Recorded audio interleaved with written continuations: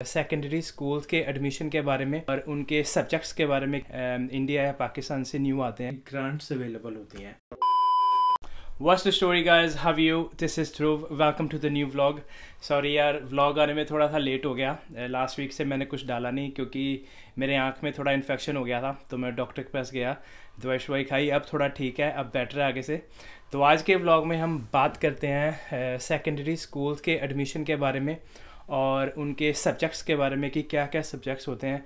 अगर कोई भी यंग फैमिली इंडिया या पाकिस्तान से न्यू आते हैं, जैसे हम आए थे कभी 14-15 साल के बच्चे होते हैं जो वहाँ पे 8th या 9th या 10th वगैरह करके आते हैं, उनको यहाँ पे आके कौन कौन से न्यू सब्जेक्ट्स न्यू सब्जेक्ट्स मिलते हैं उनको यहाँ पे आके, और कैसे आप अपनी थर्ड लेवल एजुकेशन में मतलब कॉलेज को या यूनिवर्सिटी को कैसे अप्रोच कर सकते हो during you're in the secondary level. तो आज इसी के बारे में बात करते हैं और मैं अपना एक्सपीरियंस शेयर करता हूँ कि मैंने कैसे अप्रोच करा था जब मैं सेकेंडरी स्कूल में था। तो कोई भी मेरे चैनल पे न्यू है तो प्लीज़ सब्सक्राइब करना ना भूलें। तो फिर करते हैं आज की व्लॉग की शुरुआत। तो हाँ जी, बात करते हैं फिर सेकेंडरी लेवल एजुकेशन के बारे में कि आप कैसे यहाँ पे आके एडमिशन्स ले सकते हो और कौन कौन से सब्जेक्ट होते हैं और कैसे आप थर्ड लेवल एजुकेशन को अप्रोच कर सकते हो। इसके बारे में पहले मैंने एक वीडियो बना भी रखी है, बट वो थी लाइक ईसीसी के बारे में, नर्सरी से लेके प्राइमरी स्कूल से लेके सेकेंडरी स्कूल के बारे में।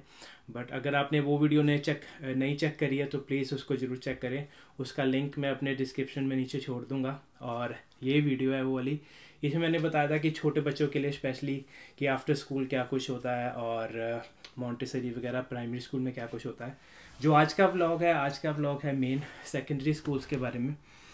जब मैं यहाँ पे आया था मैंने भी सीधा सेकेंडरी स्कूल से ज्वाइन करा था, क्योंकि अगर कोई भी यंग फैमिली इंडिया या पाकिस्तान से या किसी भी और कंट्री से आती है तो उनके बच्चे साथ आते हैं। तो कोई 7th करके आता है, कोई 8th करके आता है, कोई 9th करके आता है। मैं यहाँ पे 8th करके आया था, तो मुझे सीधा यहाँ पे सेकेंड ईयर में एडमिशन मिला। तो एक बात आपको बता दूं कि सेकेंडरी स्कूल में यहाँ पे फर्स्ट ईयर से लेके 6th ईयर तक क्लासें होती हैं। अपने जैसे इंडिया पाकिस्तान में होती हैं 6, 7, 8, 9, 10th, यहाँ पे ऐसे नहीं बोलते, यहाँ बोलते हैं first year till 6th year. और जो थर्ड ईयर होता है वो होता है जूनियर सर्टिफिकेट 10th, जैसे अपने इंडिया में बोलते हैं। और जो होता है 6th ईयर उसको बोलते हैं लिविंग सर्टिफिकेट, और वो होती है 12th के एग्ज़ाम। दोनों यहाँ स्टेट एग्जामिनेशन बोर्ड के एग्ज़ाम होते हैं, जैसे वहाँ भी होते हैं ऐसे सेम इधर होते हैं। और तो सबसे पहले बात करते हैं एडमिशन्स वगैरह की कि आपका बच्चा अगर आता है तो उसका जब पीपीएस नंबर वगैरह सब कुछ बन गया तो 1-1.5 महीने में उसका एडमिशन वगैरह हो सकता है, तो कोई प्रॉब्लम नहीं आती है एडमिशन में। और स्कूल्स की जस्ट रजिस्ट्रेशन फ़ीस होती है 100 यूरोज़ के आसपास, depending on the location, depending on the school is well. 100 euro में आपका एडमिशन हो जाएगा स्कूल में 10 से 8। उसके बाद कोई फ़ीस नहीं लगेगी आपके बच्चे की। यहाँ पे स्टडी एजुकेशन एकदम फ्री है, सेकेंडरी स्कूल तक एकदम फ्री है, कोई आपको पैसे चार्ज नहीं करते स्कूल वाले। और अब बात करते हैं कि जब भी उसको यहाँ पे स्कूल में एडमिशन मिल गया किसी भी क्लास में, चाहे वो 8th करके आ रहा है, 9th करके आ रहा है, उसको फर्स्ट ईयर मिलता है या सेकंड ईयर में मिलता है, कभी भी मिलता है, तो वहाँ से सब्जेक्ट्स यहाँ पे कौन से चेंज होते हैं। English, maths, geography, history, biology तो यहाँ पे भी होती है, बट यहाँ पे ऐड ऑन सब्जेक्ट्स भी आपको मिलते हैं कि जैसे मैंने करा था अपना woodwork, technical graphics, metal work, engineering and SPSV वो सोशल कोई सब्जेक्ट है, और एक है CSP वो भी सिविक सोशल सब्जेक्ट है, और एक सब्जेक्ट होता है रिलीजन। इन सब्जेक्ट्स का कोई टेस्ट नहीं होता है, बट ये आपको यहाँ पे आके करने पड़ते हैं। और उसके बाद होती है एक, क्योंकि एंड ऑफ द डे आप एक यूरोपियन कंट्री में आ रहे हो तो यूरोपियन लैंग्वेज तो होती है यहाँ पे, तो आपको एक यूरोपियन लैंग्वेज चूज़ करनी पड़ती है, चाहे वो जर्मन हो, फ्रेंच हो, स्पेनिश हो, इटालियन हो। तो मैंने ज़्यादातर जो लोग प्रेफर करते हैं वो करते हैं फ्रेंच। मैंने भी फ्रेंच ही करी थी क्योंकि सीखनी लिखनी थोड़ी इजी है, और ये लैंग्वेज आपको जस्ट स्कूल में ही चाहिए होती है, और कभी आप मतलब स्कूल के बाहर इसका कोई यूज़ नहीं है। मीन्स ये आगे आपको कंपल्शन नहीं है, अगर आपने करनी है आप कर सकते हो, बट स्कूल में ये लैंग्वेज कंपलसरी है, जस्ट इन स्कूल। कॉलेजेस में लैंग्वेजेस नहीं होती यहाँ पे। और जो उनकी सबसे इम्पोर्टेंट लैंग्वेज है, जो इनकी होम लैंग्वेज है, वो है आयरिश। आयरिश सबको करनी ही पड़ती है। मैंने नहीं करी थी जब मैं आया था, पता नहीं मेरे, क्योंकि हर एक स्कूल का अपना अपना ऑप्शन होता है कि अगर ये बच्चा कहीं किसी और कंट्री से आया है इन सर्टेन एज, तो वो आयरिश पिकअप नहीं कर सकता है। अगर आपका, अब जैसे डुगू है, कोई भी आपका छोटा बच्चा है, तो अगर वो प्राइमरी स्कूल से आयरिश पढ़ रहा है तो उसको सेकेंडरी में भी जाके आयरिश करनी ही पड़ेगी। कोई बच्चा सेकेंडरी स्कूल में सीधा आता है, जैसे मैं आया था, तो फिर उन्होंने मुझे एग्जाम्प्ट कर दी थी आयरिश, क्योंकि मैं इस एज में आया था कि मैं आयरिश लैंग्वेज को सीख नहीं सकता था, पिकअप नहीं कर सकता था। और अब बात करते हैं यहाँ पे कितने डिफरेंट ईयर्स होते हैं। जैसे मैंने आपको पहले भी बता रखा है कि फर्स्ट, सेकंड, थर्ड ईयर में आपका यहाँ पे बोलते हैं जूनियर सर्टिफिकेट, स्टेट एग्जामिनेशन होता है बोर्ड का, जैसे अपने इंडिया में होता है 10th वगैरह। तो उसमें आपको लेवल्स चूज़ करने पड़ते हैं सब्जेक्ट्स के, जैसे हायर लेवल और नी लेवल। अगर कोई बच्चा उस सब्जेक्ट में बहुत अच्छा है तो उसको हायर लेवल अपना चूज़ करते हैं, क्योंकि उसमें वो ज़्यादा पॉइंट्स स्कोर कर सकता है। और अगर वो बच्चा इतना अच्छा नहीं है वो सब्जेक्ट में, वो ऑर्डिनरी लेवल चूज़ कर सकता है उसी सब्जेक्ट में, क्योंकि यहाँ पे एंड ऑफ द डे आपको पॉइंट सिस्टम और जैसे ग्रेड होते हैं, grade A1, B1, B2, B3, B4, C, D, ऐसे तो ग्रेड सिस्टम के हिसाब से यहाँ पे आपके पॉइंट्स एडअप होते हैं, और वही पॉइंट्स एडअप होके लिविंग सर्टिफिकेट में आपको जो 6th ईयर में वही एडअप होके, तो वो आप कैलकुलेट कर सकते हो कि आपके कितने पॉइंट आए हैं टोटल और किस कॉलेज में आपको एडमिशन मिल सकता है। तो जैसे थर्ड ईयर हो गया जूनियर सर्टिफिकेट, उसके बाद हो गया आपका फोर्थ ईयर होता है ट्रांजिशन ईयर, TY ईयर बोलते हैं उसको। मैंने नहीं किया था, ऑप्शनल होता है वो सबके लिए कि आपको करना है या नहीं करना है। कोई गोरे होते हैं कि वो ज़्यादा 1-1.5 साल या 1 साल पहले अपनी एजुकेशन शुरू कर सकते हैं, मतलब शुरू कर लेते हैं स्कूल में, तो वो थोड़े एज में कम होते हैं, तो उनके पेरेंट्स या बच्चे प्रेफर करते हैं कि चल यार 1 साल मैं और लगा सकता हूँ ट्रांजिशन ईयर में। तो वो तो जैसे ऐसी टाइम पास है, उसका इतनी वैल्यू नहीं होती है। अगर आपने करना है करो, नहीं करना है नहीं करो। ट्रांजिशन ईयर 4th ईयर, उसके बाद होता है 5th ईयर जो बोलते हैं 11th, और उसके बाद होता है सीधा 6th ईयर। तो 6th ईयर होता है सबसे मेन, जो होता है कि वो आपका लास्ट ईयर है सेकेंडरी स्कूल में, और उसको बोलते हैं लिविंग सर्टिफिकेट।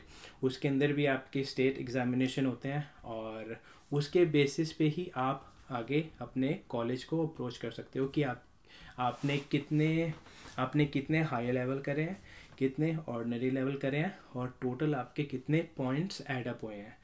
उन पॉइंट्स के बेसिस पे आप अपने कॉलेजेस को अप्रोच कर सकते हो, जिस कॉलेज में भी आपने भरना है। और अब बात करते हैं कि कैसे आप अपने थर्ड लेवल एजुकेशन को अप्रोच कर सकते हो while you're in your secondary school.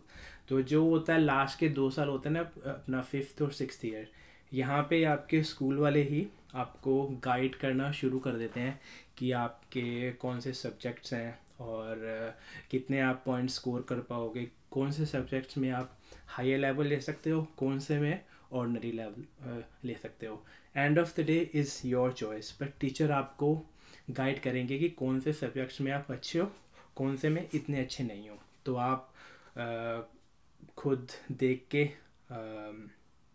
आप उस सब्जेक्ट्स को चूज़ कर सकते हो कि मैंने किस में हायर लेना है, किस में मैंने ऑर्डिनरी लेवल लेना है। उसके बाद फिर आपको कॉलेज जो आपका स्कूल होता है, यहाँ स्कूल को भी कॉलेज ही बोलते हैं, तो आपका जो स्कूल होता है वो यहाँ पे जो पॉइंट सिस्टम होता है, और जैसे आप अपने पॉइंट सिस्टम के बेस पे आप अपने कॉलेज थर्ड लेवल को अपना अप्रोच कर सकते हो, वो होता है CAO।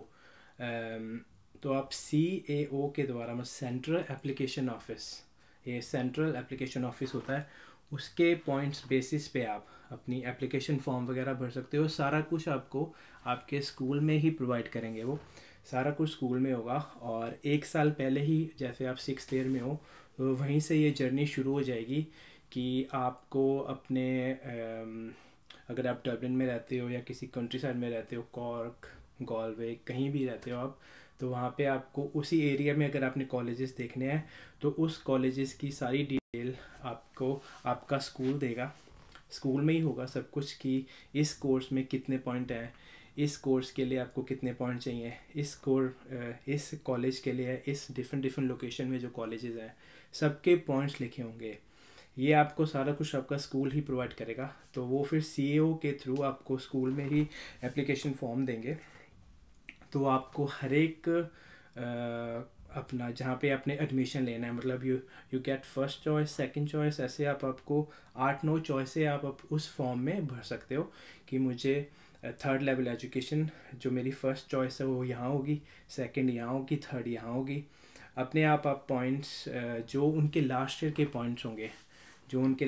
पॉइंट्स होंगे वो आपको आपका स्कूल प्रोवाइड करेगा कि ये वाले कोर्स के इतने पॉइंट्स थे लास्ट ईयर, तो अगर आपके इतने पॉइंट्स आ गए तो आपको ये वाली लोकेशन में, ये वाले कॉलेज में या ये वाले अपना यूनिवर्सिटी में आपको एडमिशन मिल जाएगा। और जैसे आपका लिविंग सर्टिफिकेट ख़त्म हो जाता है, जो होता है जून में एवरी ईयर, तो अगर आपका जो 12वीं के एग्ज़ाम यहाँ पे आयरलैंड में लिविंग सर्टिफिकेट ख़त्म हो गया तो उसका रिज़ल्ट आ जाता है अगस्त के अंदर, अगस्त के आसपास 2-2.5 महीने में उसका रिज़ल्ट आ जाता है। उसके दौरान ही जो आपने लास्ट ईयर सीए के थ्रू अपनी एप्लीकेशन फॉर्म भरी थी, तो जैसे आपके पॉइंट्स आएंगे उसके हिसाब से वो इंटरनली ही चेक करके सिस्टम में जो आपने जौन सा भी कॉलेज फर्स्ट या सेकंड या थर्ड या फोर्थ नंबर पे भरा होगा, जहाँ पे आप सूटेबल होंगे। ये नहीं कि आपने फर्स्ट पे भरा है तो आपको फर्स्ट में एडमिशन आएगा, सेकंड भरा है तो सेकंड में नहीं। जैसे आपके पॉइंट्स होंगे और उसी हिसाब से आपने कॉलेज अपने भरे होंगे, उसी हिसाब से आपको ऑटोमेटिकली जो एडमिशन का ऑफर लेटर आ जाएगा आपके अगस्त के रिज़ल्ट आने के बाद। आपको ऑटोमेटिकली एक ऑफर लेटर आ जाएगा कॉलेज की तरफ से। जब भी आपका कॉलेज सेलेक्ट हो गया तो हर एक यूरोपियन जो स्टूडेंट है यहाँ पे, तो जिनके पास आयरिश पासपोर्ट है, जिनकी फैमिलीज़ यहाँ पे है, जिनके पास स्टैम्प 4 है, तो उनको यूरोपियन फ़ीस ही पे करनी पड़ेगी। आई थिंक 3,500-4,000 यूरोस के आसपास है। बट उसके अंदर भी यहाँ पे ग्रांट्स अवेलेबल होती हैं। शूशी नाम की एक वेबसाइट है, मैं उसका लिंक अपना डिस्क्रिप्शन में दे दूँगा। SUSI जो स्टूडेंट ग्रांट्स वगैरह अवेलेबल करती हैं। बट उनकी भी एक जैसे बोलते हैं ना रिक्वायरमेंट है कि आपके जो दोनों के आपके जो दोनों हस्बैंड और वाइफ हैं, आपके जो पेरेंट्स हैं, उनकी इनकम पे डिपेंड करता है कि आपके बच्चे को ग्रांट मिलेगी या नहीं। आई थिंक जितना मैंने उनको सर्च किया है तो आई थिंक 24,000 to 25,000 के आसपास उनकी इनकम होनी चाहिए एक साल की। मतलब ज़्यादा हाईली इनकम वाले भी शूशी ग्रांट को नहीं ले सकते हैं, और लो इनकम में आप ले सकते हो कि हस्बैंड और वाइफ दोनों की इनकम मिला के, मतलब आपके पेरेंट्स की इनकम मिला के 25,000 से ऊपर नहीं होनी चाहिए। बट एक बार आप खुद भी ये चेक कर लेना, उसका लिंक मैं आपको नीचे अपने डिस्क्रिप्शन में छोड़ दूँगा। It's called शूशी, SUSI। और इनकम के साथ साथ इसके अंदर रेजिडेंसी की भी रिक्वायरमेंट आ जाती है कि अगर आपके पेरेंट्स के पास स्टैम्प 4 नहीं है, स्टैम्प 4 लाजमी होनी चाहिए। अगर उनके पास स्टैम्प 1 है, वर्क परमिट है, तो आप एलिजिबल नहीं हो ग्रांट्स के लिए। तो रेजिडेंसी के लिए आपको एटलीस्ट आई थिंक 2-3 साल की रेजिडेंस चाहिए आयरलैंड में। और आपके पेरेंट्स के पास, मतलब one of your parents, either your mom और डैड, उनके पास स्टैम्प 4 होनी चाहिए। या फिर अगर आयरिश नेशनलिटी हो तो फिर वो तो सोने पे सुहागा है, बट स्टैम्प 4 होनी चाहिए टू गेट शूशी ग्रांट। और अगर आप क्वालिफाई करते हो कि आपके पास रेजिडेंसी की रिक्वायरमेंट भी पूरी है और जो आपकी इनकम है वो भी ज़्यादा हाई नहीं है, तो अगर आपकी फ़ीस हुई लगभग अराउंड 4 से 5,000 यूरो, तो आपको 3,500 से 4,000 यूरो वो वापस दे देते हैं। बट आपको पहले फ़ीस जमा करानी ही पड़ती है अपने बैंक अकाउंट से। तो वो कुछ टाइम के अंदर कुछ वीक्स के अंदर जब आप उसमें क्वालिफाई करते हो और उसमें सक्सेसफुल हो जाते हो, वो अपने सिस्टम में देखते हैं, इंटरनली सब कुछ चेक करते हैं। उनकी भी एप्लीकेशन फॉर्म है शूशी की वेबसाइट पे। फिर वो 3-4 वीक के बाद 3-4 महीने के बाद विद इन फ्यू वीक्स वो आपका जो पैसा है वो आपके अकाउंट में वापस डाल देते हैं। तो हाँ जी, ये था जी आज का व्लॉग कि ऐसे यहाँ पे जो सेकेंडरी स्कूल में ये कुछ होता है, ऐसे सब्जेक्ट्स होते हैं, लैंग्वेजेस भी आपको ऐसे करनी पड़ती हैं। और आई होप कि आपको आज का व्लॉग अच्छा लगा होगा, इन्फॉर्मेटिव लगा होगा। जितना मेरा एक्सपीरियंस था पर्सनल, मैंने सारा शेयर करा क्योंकि मैं भी यहाँ पे सेकेंडरी स्कूल से शुरुआत करी और थर्ड लेवल एजुकेशन में किया। तो इस करके स्पेशली वीडियो मैंने आपके लिए बनाई है कि आपके बच्चों को इतनी परेशानी ना हो कि कोई भी इंडिया या पाकिस्तान से किसी भी कंट्री से न्यू आ रहा है तो उसको पता लग जाए कि यहाँ पे सेकेंडरी स्कूल्स में कौन कौन से सब्जेक्ट्स होते हैं, कैसे उसको एडमिशन मिलता है, कैसे वो थर्ड लेवल एजुकेशन में अप्रोच कर सकते हैं, और एग्ज़ाम्स में यहाँ पे कैसे ग्रेड्स वगैरह मिलते हैं, पॉइंट सिस्टम होता है। और अगर आपको कुछ भी पूछना है सेकेंडरी स्कूल इन्फॉर्मेशन के बारे में और आज के व्लॉग के बारे में कुछ भी पूछना है तो मुझे नीचे कमेंट में कमेंट करिए and I will reply as soon as possible. Reply तो मैं कर ही देता हूँ फटाफट आप लोगों को। और अगर आज का व्लॉग अच्छा लगा है तो please like share and comment ज़रूर करें। और अगर किसी ने मेरा चैनल सब्सक्राइब नहीं करा है तो प्लीज़ सब्सक्राइब ज़रूर करें। आप मस्त रहें, स्वस्थ रहें, जहाँ भी रहें हमसे मिलते रहें। हम मिलते हैं जल्दी एक न्यू वीडियो के साथ, एक न्यू ब्लॉग के साथ। टिल देन टेक केयर, चाओ।